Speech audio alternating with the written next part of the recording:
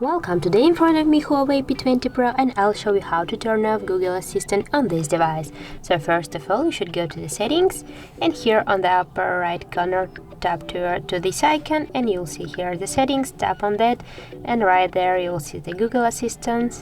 Click here and scroll down with your finger and find the general settings. Tap here, and now here near the Google Assistant you'll see the switcher that's turned on at the moment. Just tap here again once to turn it off, just confirm to turn off, and as can you see, that's done. So as can you see, that's really easy.